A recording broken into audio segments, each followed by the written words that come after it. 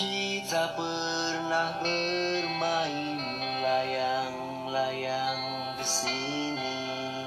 Rambutmu yang tersibak angin adalah benangnya.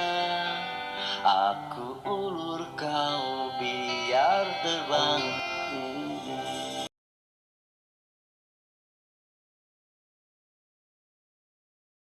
Waalaikumsalam warahmatullahi wabarakatuh. Ada anak monyet pegang kapak pakai tangan kiri sambil ngemuterin. Yang sebelah kiri masih kurang kompak, Mamin. Assalamualaikum warahmatullahi wabarakatuh. Waalaikumsalam warahmatullahi wabarakatuh. Ini aku cari di PDF dulu ya. Nama. Oh ya, perkenalkan namaku Eka Gilang Wicaksono Sulaiman, biasa dipanggil Gilang. Tapi lebih suka dipanggil Brian sih.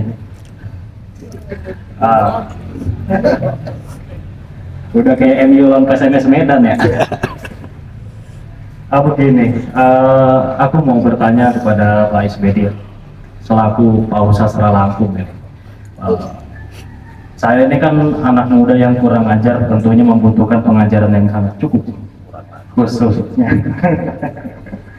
khususnya dalam perpuisian ini Pak. Nah, aku tertarik dalam buku Ketika Aku Pulang, yaitu judulnya, bentar, tadi aku nemu tentang sepasang sendal. Mungkin aku bacakan dulu puisinya, boleh ya? Tentang sepasang sendal, halaman 75. Pakai buku itu aja tuh sebetulnya itu. Lagi dipinjam dari. Nah, ini. Tentang sepasang sendal. Kepada sepasang sendal yang tersesat ketika hujan lebat, semalam aku lupa menitip pesan. Pulang jika ketemu harus. Berwaktu-waktu kemudian, aku hanya menunggu sepasang sendal yang hanya tiada kabar.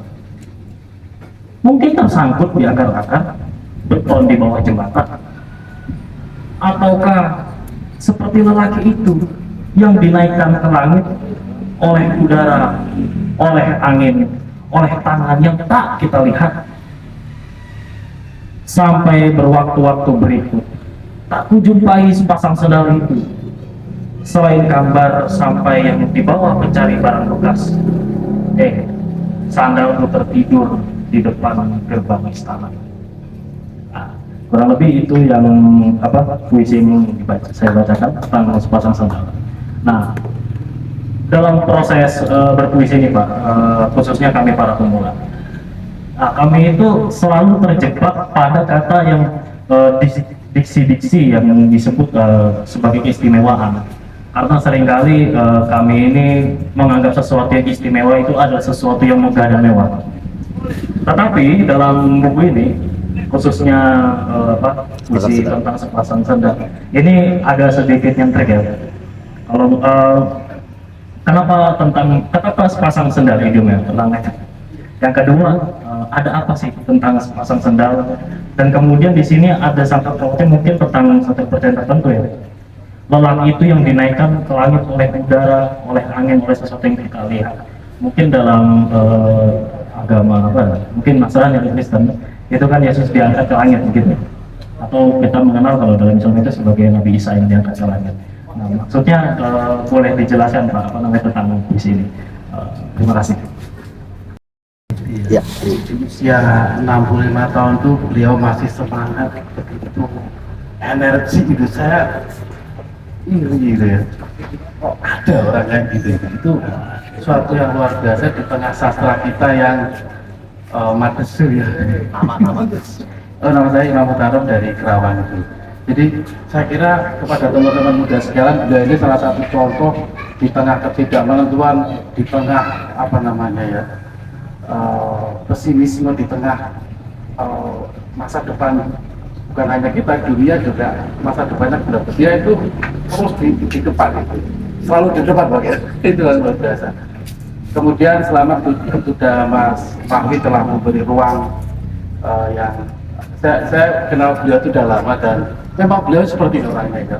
Di mana-mana menumbuhkan benih-benih kesenian dan kebudayaan itu. Jadi bukan benih, apa namanya, dan tumbuh gitu di luar mainstream ini luar biasa ya. Tepuk tangan untuk Bang Gus dan Mas Mawi.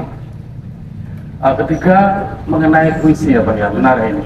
Saya akhir-akhir ini melihat satu tadi Bang Isbet dan dibahas Mas Sihar, kemudian Mas Mahwi, itu bagaimana satu puisi dan kenangan gitu ya. Hampir semua penyair ya, bahkan juga prosais itu punya kenangan, dan masalahnya bagi saya tidak hanya apa itu kenangan, tapi bagaimana dia mengenang. Tidak hanya di puisi, di prosa-prosa novel-novel Indonesia modern ya, yang tersingkir misalkan di luar mainstream novel Orde Baru, misalkan Butoka Sukanta, Orang-orang Kiri itu. Dia menulis dengan kenangan. Modal dia cuma kenangan, bagaimana dia menulis dan tidak diberi ruang oleh siapapun. Dan saya amati justru di penjara itu kenangan mereka hal-hal yang sederhana tentang keluarga, hubungan sangat remeh gitu, dan itu membuat mereka bertahan. Katakanlah Hoke itu kebetulan saya mau penelitian dia itu, dia bisa bertahan 10 tahun bukan dengan gagasan-gagasan besar, tapi dengan kenangan-kenangan yang remeh-temeh itu di tengah siksaan yang begitu brutal dan luar biasa itu ya. Nah, saya kira bukan soal kiri atau kanan, tapi kenangan itu adalah cara manusia untuk survive, cara manusia untuk mengenali kenyataan. Dan saya kira yang menyentuh paling utama di sini adalah bagaimana kenangan itu diingat. Karena semua orang, saya kira ketika terutama sudah usia kayak saya 40 tahun ke atas, itu kenangan itu banyak, memori sesuatu itu banyak sekali di lintasan-lintasan waktu. Nah, masalahnya adalah bagaimana kenangan itu muncul di suatu masa, di suatu usia tertentu, dan bagaimana kenangan itu muncul di dalam kesadaran penulis, dan itu terekspresikan di dalam pilihan kata dan narasi. Nah, itu menurut saya yang menarik. Menarik bagaimana kenangan itu diproduksi oleh pengarang, dan dengan cara itulah kita mengenal apa yang disebut rawa subur ya. Rawa subur di mata Bang Isbet, dan kita tahu beliau ini orang di sana terlibat dan secara tubuhnya mengenali dihisap dan menghisap kenyataan di rawa subur gitu. Nah, menariknya tadi Bang Isbet menceritakan kasus 65, kasus 82 penuh darah gitu ya, dan Orde Baru memang produksinya adalah darah gitu, tidak hanya 65 tapi juga 82, tapi mungkin sepanjang itu juga ada darah. Nah, tetapi yang muncul adalah kenangan yang indah, bagaimana Bang Is dengan ibunya, dengan desanya gitu ya, nggak ada darah di situ.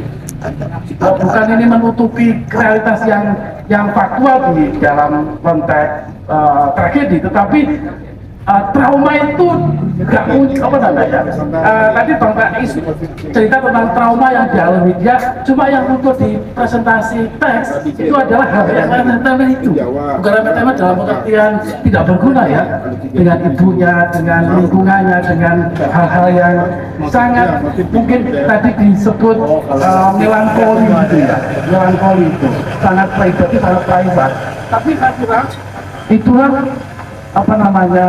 cara Bang Isbet memproduksi, dan bagaimana suatu fakta diingat dengan cara tertentu. Dan saya kira mungkin saya sampai sini saja, mungkin diskusi nanti kita bisa SPD ini adalah generasi pertama sebetulnya dari Lampung yang kemudian muncul di dalam khasanah sastra atau kesenian kontemporer Indonesia. Sebelumnya Lampung itu nggak dikenal lah, ya. Lampung itu dikenal sama sekali nggak dikenal. Setelah itu kemudian muncul generasi seperti Suwadi, ya, Muhammad Duden, ya, si Yoyos, segala macam. Sabuk Irwas bangsa dengan apa? Generasi dengan dia. Sebenarnya yang paling nikmat aku rasa itu kan dulu, bukan yang sekarang. Aku agak terganggu sekarang, terus terang aja. Sebagai kawan agak terganggu. Kau tiap hari bikin puisi. Ya, agak terang gua coba. Enggak, karena begini, aku kan salah satu yang menyeleksi dia ini ceritanya. Barangkali perlu kontemplasi lagi lah, Is. Kalau sekarang sudah Dan sebetulnya ada kontemplasi ini tadi agak terkejut aku ketika Edrina memilih puisi ini. Ini puisi lama apa namanya, gaya lamanya ini. Di sini sebelum 60 tahun kemudian, sepasang rel akan membawa umur dalam gesekan isi dan detak sepur, sehampar kebun labu. Pohon petai seperti hendak menggapai-gapai, begitu jauh membawa dan pergi bulan pergi. Penggalan-penggalannya masih seperti dulu ya. Tapi apa namanya? Esensinya enak nih. Aku nggak terkejut dari ketika dilihat dari saya. Saya yakin Rida nggak baca puisi SBD yang tahun 80-an, pasti tidak. Rakyat ya? Yang lain apa ya? Rakyat belum. Setelahnya. Tapi itu sudah buat. Inilah SBD sebetulnya. Jadi,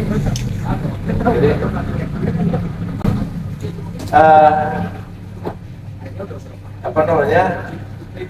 Barangkali sekadar catatan saja dari seorang kawan. Ini perlu dibuat lebih serius biografi ini, ya. Kalau Eka bilang tentang sepasang sendal itu terjebak, salah sendiri kenapa terjebak kan? Kalau baca yang lain pasti nggak terjebak, udah masuk ke ranah puisinya SBD. Dan untuk kedua, Mas Imam ini tentang puisi dan kenangan, tapi dari celah-celah nostalgia itu ada tersirat romantisme di Rawa Subur, tidak berdarah-darah seperti reformasi, Orde Baru dan lain-lain. Dan yang ketiga, Ari Batubara, ini sepertinya Lampung tanpa SBD tidak ada penyair kayaknya. Tapi memang apa yang dikatakan Bang Ari itu ada benarnya. Jadi Bang Is ini semacam ikon, semacam meteor untuk Lampung. Silakan Bang Is. saya sebetulnya daerah Rasulpur juga sama. Itu sebetulnya kalangan-kalangan lama. Bagaimana di masjid pasang sendal itu kena banjir, hilang. Gitu kan. Jadi seolah saya berdialog. Ada dua sebetulnya sejarah dalam Islam apa bagaimana ketika Rasulullah Isra Mi'raj gitu kan, rompahnya di orang yang sampai kakinya ada gitu kan, bahkan batunya dia tertinggal, itu satu. Tapi saya nggak lari ke Isa sebetulnya, tidak ada Isa atau ke Yesus tidak. Saya lebih pada Nabi Muhammad Rasulullah gitu kan. Ada cerita aku terompahnya itu tertinggal gitu kan. Nah, saya ke sana. Tapi ya tentu saya nggak ambil dari sejarah tentang keislaman aja. Toh dia ada istana gitu kan, bawah sana. Jadi saya selalu begitu, apa di benak saya adalah apa yang selalu setiap suatu tema itu akan berkelindan yang lain-lainnya. Itu selalu mengalami itu, kayak dua padi begitu kan, atau yang lain-lainnya. Nah itu ya tentang sepasang sendal. Kemudian tentang imam, apakah di Rasulullah itu ada gejolak-gejolak? Saya kira di puisi dibaca sama Edria tadi itu ada semua. Dor, kena. Itu kan bisa tentang tentang Petrus sebetulnya di 60 tahun Rasulullah 60 tahun kemudian di baris ini ada kena satu dan berikutnya terkapar dan di tubuhnya beberapa lubang peluru, entah pemburunya, begitu misteri yang mati penjahat di sini. Nah ini saya bicara tentang Petrus sebetulnya. Kenangan-kenangan itu datang 60 tahun kemudian, ketika rambutku sudah berwarna, dinding rel kereta membelah dua kampung, Rawa Subur, Kebun Jahe, yang semakin panggung. Kau yang datang SBD, aku kenal. Jadi tetap ada. Di beberapa yang lain ada, kalau nggak salah saya bagaimana ada seorang penjahat yang kedua ada sampai saling pembunuhan. Tapi dalam buku ini juga saya buat ada semacam biografi kecil tentang saya, itu di kata pengantar saya. Itu saya bongkar semua tentang diri saya. Kalau bicara tentang 65, saat itu tentu saya umur 7 tahun. Yang saya ingat waktu itu adalah bapak saya membuat lubang di samping rumah. Katanya, takut kalau ada bom kita bisa sembunyi. Yang dalam kenangan saya cuma satu itu yang saya ingat pada 65. Selebihnya tidak lagi. Kemudian 70 juga terjadinya yang malaria segala macam kan Lampung enggak kan. Yang lebih terkenal kan di Lampung ketika itu adalah matinya seorang mahasiswa yang didor di depan UBL, ya kan? Itu sudah reformasi. Itu sudah, saya nggak bicara kalau Rasul itu jauh dari tempat saya, nggak mungkin saya akan bicara itu. Saya bicara tentang itu puisi-puisi reformasi. Waktu itu saya sudah di Lampung Pos, itu masuk dalam kumpulan saya. Akhir baris saya itu mengatakan begini, ini ku bayangkan tak lagi ku dengar derap sepatu juga aum serdadu. Itu kali itu, dan itu beberapa kali dipentaskan di Taman Budaya sama di tempat tragedi UBL. Nah itu dimusikalisasi oleh kawan dengan nyanyi, karena saya bukan seorang penyanyi, kira-kira begini, kini ku bayangkan tak lagi ku dengar derap sepatu juga aum serdadu. Nah, anak Unila menjadikan skripsi antologi saya itu. Saya kira itu. Kemudian aku saran dari Ari Batubara, ya bisa saya terima, tapi juga saya pertimbangkan ya gitu ya. Karena saya terus terang saya kawan Ari Batubara ini ya cukup lama. Ketika zaman itu orang prioritas, belum Ari Batubara tahu persis dengan visi saya dari awal tapi sekarang gitu. Tapi ya saran dia tentu saja tetap saya akan pertimbangkan. Tapi pertimbangkan belum tentu saya lakukan. Saya membaca punya Linus Suryadi AG dengan kata tema begitu. Tapi kalau saya melakukan itu, apa bedanya? Saya nggak pernah mau menjadi orang kedua setelah itu. Akan kacau. Macam kamu orang terus menulis di bawah Maywet Atal. Jangan sampai kalau bisa kamu orang berontak dengan gaya-gaya dia. Kalau kamu seperti dia, ya tidak apa-apa. Boleh kamu orang berburu dia, tetapi berkhianat dalam kreativitas, bukan pada orangnya ya. Baik lagi berburu, banyaklah berburu pada siapa saja, sehingga ilmu itu akan kita tanam.